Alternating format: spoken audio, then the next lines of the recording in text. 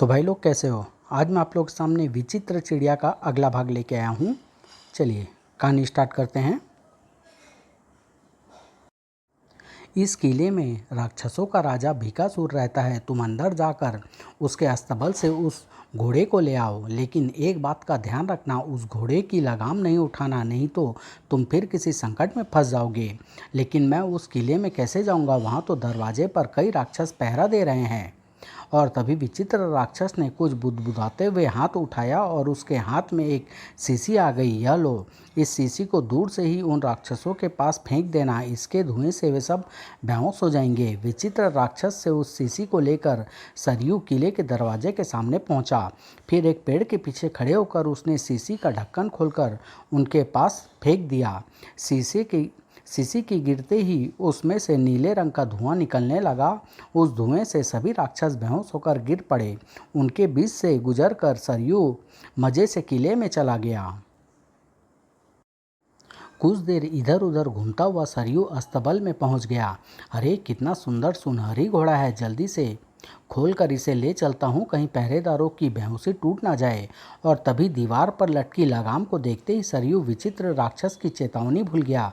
आहा, कितनी सुंदर हीरे मोती जड़ी लगाम है। इस लगाम के बिना सुनहरी घोड़े की शोभा क्या, और बिना लगाम के घोड़े को कैसे चलाऊंगा। और यह सोचकर उसने लगाम को उठाया ही था कि भयंकर शोर गूंज उठा। पकड़ो पकड़ो, कोई सुनहरी घोड़े को चोरी करके ले जा रहा है। चोर को पकड़ो, चोर को मार डालो। कुछ ही पलों में अनेक राक्षसों ने सरयू को घेर लिया। तुम हमारे सुनहरी घोड़े को चुरा कर ले जा रहे थे, अब हम तुम्हें अपने राजा के पास ले जाएंगे। हमारा राजा तुम्हें मार कर खा जाएगा। राक्षस उसे पकड़कर अपने राजा भीकासुर के पास ले गए। राक्षस राज की जय हो, यह मनुष्य हमारे सुनहरी घोड़े को चोरी करके ले जा रहा था। क्या कहा? हमारे सुनहरी घोड़े को ले जा रहा था? इस मनुष्य के शरीर के टुकड़े टुकड़े करके तुम सब खा जाओ। मुझे क्षमा करे राक्षस राज, मैंने इस घोड़े की चोरी पत्थरों की नगरी के राजा वीरभद्र के कहने से की है। इस घोड़े के बदले मुझे उनसे सुनहरी चिड़िया लेनी है। तुम उस सुनहरी चिड़िया को लेकर क्या करोगे? सच बोलना, अगर झूठ बोले तो हम तुम्हें अपने कुत्तों को खिला देंगे। राक्षस राज, मैं सुनहरी चिड़िया लेकर जाऊंगा तो उसे देखकर मेरे पिताजी चिंता मुक्त होंगे। अगर मैं चिड़िया लेकर नहीं गया तो वह प्राण त्याग देंगे। ऐसी बात है तो हम तुम्हें छोड़ सकते हैं और यह घोड़ा भी तुम्हें दे सकते हैं, लेकिन एक शर्त पर। कौन सी शर्त पर? आप जल्दी से शर्त बताइए, मैं उसे पूरा करके सुनहरी घोड़ा लेना चाहता हूँ। तो सुनो, यहाँ से 1000 योजन दूर नील देश है। उस देश की राजकुमारी सोनम बहुत खूबसूरत है। हम उससे विवाह करना चाहते हैं। आप उस राजकुमारी को उठा लाइए और विवाह कर लीजिए। आपको कौन रोक सकता है? यही तो सबसे बड़ी मुश्किल है कि नील देश के महल में कोई राक्षस नहीं घुस सकता। अग्नि देवता उस महल की रक्षा करता है, लेकिन तुम मनुष्य हो, तुम उस महल में जा सकते हो। अगर तुम राजकुमारी सोनम को ले आए तो हम तुम्हें सुनहरी घोड़ा दे देंगे। यदि तुमने भागने की कोशिश की तो हम तुम्हारे देश में जाकर तुम्हारे पूरे परिवार को मार कर खा जाएंगे। नहीं राक्षस राज, मैं कभी नहीं भागूंगा। मैं उस राजकुमारी को अवश्य लेकर आऊँगा, चाहे मेरे प्राण चले जाए। राजा भीकासुर ने उसे मुक्त कर दिया। खाली हाथ सरयू जब विचित्र राक्षस के पास पहुंचा तो वह आश्चर्य से देखता रह गया। क्या हुआ, तुम फिर खाली हाथ लौट आए? क्या तुम्हें सुनहरी घोड़ा नहीं मिला? सुनहरी घोड़ा तो मुझे मिल गया, लेकिन मैं उसकी लगाम के लालच में अंधा होकर मुसीबत में फंस गया। अब मैं क्या करूं? सरयू की बातें सुनकर उस विचित्र राक्षस को भी क्रोध आ गया। सरयू, तुम अपनी गलती से एक के बाद एक मुसीबत में फंसते जा रहे हो। नील देश की राजकुमारी को लाने में तो तुम्हारे प्राण भी जा सकते हैं। कुछ भी हो, मुझे हर हालत में उस राजकुमारी को लाना होगा, नहीं तो राजा भीकासुर मेरे परिवार को नष्ट कर देगा। अच्छा, मैं तुम्हें नील देश ले चलता हूँ, लेकिन सावधान, अगर फिर तुमने कोई गलती की तो मैं तुम्हें छोड़कर भाग जाऊँगा। नहीं, अब मैं कोई गलती नहीं करूँगा, बस तुम एक बार मुझे नील देश में ले चलो।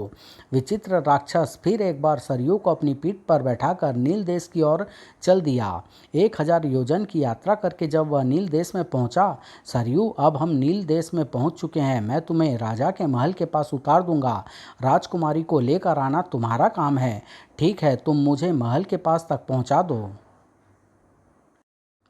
विचित्र राक्षस ने सरयू को महल के समीप पहुंचा दिया। वह सामने राजा का महल है, तुम उस महल में जाकर तुम राजकुमारी को ले आओ, तब तक मैं यहाँ पर तुम्हारी प्रतीक्षा करूँगा। लेकिन जब सरयू कुछ देर वहीं खड़ा रहा तो, अरे तुम खड़े खड़े क्या सोच रहे हो, जाते क्यों नहीं? अगर तुम नहीं जाओगे तो मैं अपने देश लौट जाऊंगा। लेकिन मैं महल में कैसे जा सकता हूँ? तुम देख नहीं रहे दरवाजे पर कितने सैनिक खड़े हैं, मुझे देखते ही भाले से छलनी बना देंगे। सरयू, जाना तो तुम्हें तुम्हें ही होगा, मैं तुम्हारी कोई मदद नहीं कर सकता। तुमने मेरी इतनी सहायता की है, क्या तुम मेरे लिए इस महल में घुसकर राजकुमारी सोनम को नहीं ला सकते? देखो, मैं तुम्हारा यह उपकार कभी नहीं भूलूंगा। तुम यह उपकार करके मेरे पिताजी का जीवन बचा लो। आखिर विचित्र राक्षस को ही महल में जाना पड़ा। वह उड़ता हुआ पीछे की ओर से महल में चला गया। विचित्र राक्षस एक बाग में उतरकर फूलों के बीच छिप कर बैठ गया। अभी उसे बैठे हुए कुछ ही देर ही हुई थी कि अचानक राजकुमारी सोनम वहां अपनी सहेलिया के साथ घूमने चली आई। राजकुमारी सोनम उधर ही आ निकली थी जिधर विचित्र राक्षस छिप कर बैठा था। अरे, राजकुमारी तो इधर ही आ रही है। कुछ ही देर में वह बहुत पास आ गई। हाँ, यही अवसर ठीक रहेगा। राजकुमारी की एक सहेली के अलावा उसके पास कोई नहीं है। राजकुमारी सोनम अपनी सहेली के साथ बातों में खोई हुई थी। राजकुमारी जी, आज मौसम बहुत सुहावना है। हाँ, ऐसी शीतल वायु में तो मन करता है पंख लगाकर उड़ते रहें उड़ते रहें। मेरा मन तो यह भी करता है इन फूलों में छिप जाऊं, कोई मुझे ढूंढ न सके। राजकुमारी तेजी से दौड़ने लगी और जैसे ही दौड़कर राजकुमारी फूलों के बीच पहुंची, तुरंत विचित्र राक्षस ने उसे पकड़ लिया। लेकिन राजकुमारी के मुंह से एक चीख निकल गई। कौन हो तुम? इन फूलों में क्यों छिप कर बैठे हो? मैं तुम्हें लेने आया हूँ राजकुमारी। नहीं, मैं तुम्हारे साथ नहीं जाऊंगी, अपने सैनिकों को बुलाकर तुम्हें पकड़वा दूंगी। राजकुमारी ने पलटकर भागने की कोशिश की, लेकिन विचित्र राक्षस ने लपक कर उसे पकड़ लिया। भागकर कहाँ जाओगी? राजकुमारी की सहेली उस विचित्र राक्षस को देखते ही चीख उठी, बचाओ सैनिकों सैनिकों! दूसरी लड़कियों ने भी चौंक कर उस ओर देखा और वे भी जोर जोर से चिल्लाने लगी, कोई राजकुमारी को बचाओ बचाओ! मुझे छोड़ दो, बचाओ! और जब तक सैनिक दौड़कर विचित्र राक्षस के पास पहुंचते, उससे पहले वह राजकुमारी को लेकर उड़ गया। राक्षस राजकुमारी को ले गया। ओह, वह भाग गया। छोड़ दो! कुछ ही देर में विचित्र राक्षस राजकुमारी को लेकर सरयू के पास पहुंचा। सरयू, मैं राजकुमारी को ले आया हूं, तुम जल्दी से मेरे पीठ पर बैठ जाओ। कुछ ही पलों में सैनिक वहां पहुंच गए, लेकिन विचित्र राक्षस सरयू को लेकर तब तक उड़ चुका था। जब विचित्र राक्षस उन दोनों को लेकर आकाश की ऊंचाइयों में उड़ रहा था, कौन हो तुम? इस तरह मेरा अपहरण करके क्यों ले जा रहे हो? राजकुमारी, मैं स्वर्ण नगरी का वासी हूँ, हम एक मुसीबत में फंस गए हैं। और फिर सरयू ने उसे सारी कहानी सुना दी। उसकी कहानी सुनकर राजकुमारी कुछ सोचने लगी। यदि इसने मुझे सचमुच भीखासुर राक्षस को सौंप दिया तो? राजकुमारी, तुम क्या सोच रही हो? नहीं, मैं भीखासुर के पास नहीं जाऊंगी, इससे तो मैं मर जाना अच्छा समझती हूँ। कितनी खूबसूरत है राजकुमारी, काश यह मेरी दुल्हन बनती। इधर राजकुमारी सोच रही थी, काश यह नवयुवक ही मेरा पति बनता। कुछ ही देर में विचित्र राक्षस उन दोनों को लेकर भीखासुर के किले के पास उतरा। सरयू, अब जल्दी से राजकुमारी को भीखासुर के पास छोड़कर सुनहरी घोड़ा ले आओ। लेकिन सरयू उस स्थान से बिल्कुल हिला नहीं तो विचित्र राक्षस ने आश्चर्य से उसकी ओर देखा। सरयू, तुम जाते क्यों नहीं? क्या तुम्हें अपने पिता के प्राण नहीं बचाने हैं? लेकिन इतनी सुंदर राजकुमारी भीखासुर को नहीं सौंपना चाहता। कहीं यह दोनों एक दूसरे को प्यार तो नहीं करने लगे? सरयू, मुझे सच सच बताओ, तुम भीखासुर को राजकुमारी क्यों नहीं सौंपना चाहते? सरयू कुछ सकुचाते हुए बोला, मुझे राजकुमारी से प्यार हो गया है, मैं इससे विवाह करना चाहता हूँ। ओह, यह बात है। अच्छा, अब भीखासुर से राजकुमारी को बचाने के लिए कोई तरीका सोचना होगा। कुछ पल बाद ही विचित्र राक्षस ने कहा, सरयू, मैं अपने को राजकुमारी के रूप में परिवर्तित कर लेता हूँ, तुम मुझे लेकर भीखासुर के पास चलो। फिर तुम मुझे सौंप कर भीखासुर से सुनहरी घोड़ा ले आना। कुछ देर बाद मैं वहाँ से भाग आऊँगा, तुम दोनों मेरी यहीं प्रतीक्षा करना। और फिर पलक झपकते ही विचित्र राक्षस राजकुमारी के रूप में परिवर्तित हो गया। अरे सचमुच तुम तो राजकुमारी से भी सुंदर दिखाई दे रहे हो। हाँ, अब वह राक्षस अवश्य धोखा खा जाएगा। कुछ देर में सरयू राजकुमारी बने विचित्र राक्षस को लेकर किले में भिकासुर के पास पहुंचा। राजा, यह लो राजकुमारी और मुझे सुनहरी घोड़ा दे दो। आहा, अब मैं इस राजकुमारी से विवाह करूंगा। तुम सुनहरी घोड़ा ले जा सकते हो और हाँ, हम तुम्हें सुनहरी लगाम भी देते हैं। सरयू विचित्र राक्षस को वहां छोड़ सुनहरी घोड़े पर बैठ जल्दी से राजकुमारी सोनम के पास पहुंचा। उन्हें प्रतीक्षा करते हुए अभी अधिक देर नहीं हुई थी कि तभी विचित्र राक्षस भिकासुर के पास से भाग आया। सरयू, तुम घोड़े और राजकुमारी को लेकर जल्दी से मेरी पीठ पर सवार हो जाओ, हमें जल्दी से निकलना है। और फिर विचित्र राक्षस उन तीनों को लेकर राजा वीरभद्र के राज्य की ओर उड़कर चल दिया। राजा वीरभद्र के महल के पास उतरकर विचित्र राक्षस ने सरयू से कहा, सरयू, यह घोड़ा वीरभद्र को देकर तुम सुनहरी चिड़िया ले आओ। मैं राजकुमारी के साथ यहाँ पर तुम्हारी प्रतीक्षा करूँगा। मैं इस घोड़े को उस राजा को नहीं सौंपना चाहता। ऐसा विचित्र घोड़ा तो दुनिया में किसी के पास नहीं होगा। इसका मतलब कि तुम यह घोड़ा भी राजा वीरभद्र को नहीं देना चाहते। अच्छा, तो घोड़े की जगह मुझे ही रूप परिवर्तित करके जाना पड़ेगा। अगले क्षण विचित्र राक्षस ने अपने को सुनहरी घोड़े के रूप में परिवर्तित कर लिया। अरे वाह, एकदम सुनहरी घोड़ा। राजा को सचमुच कुछ पता नहीं चलेगा।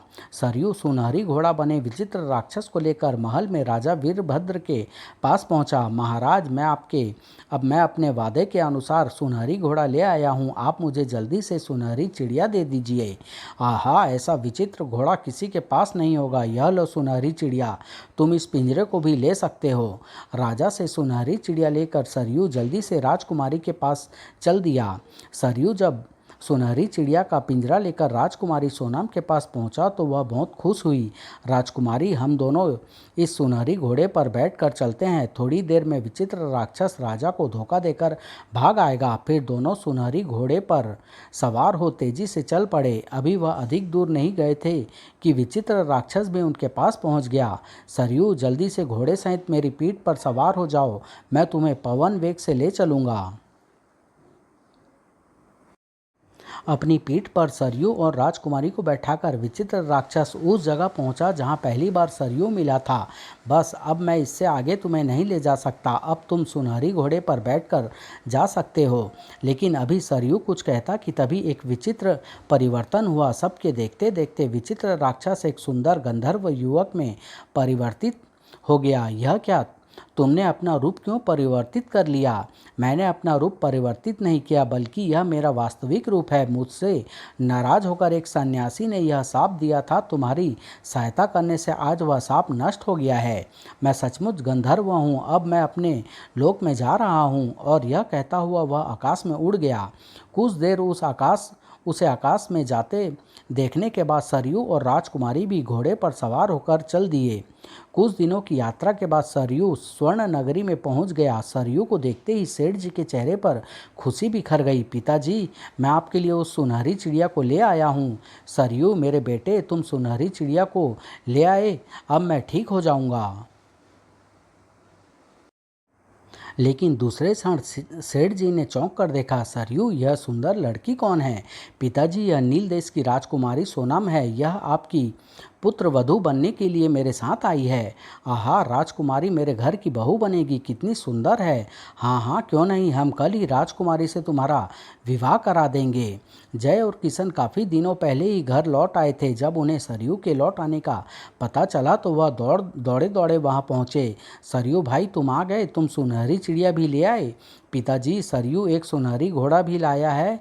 हम बाहर उसे देख कर आए हैं।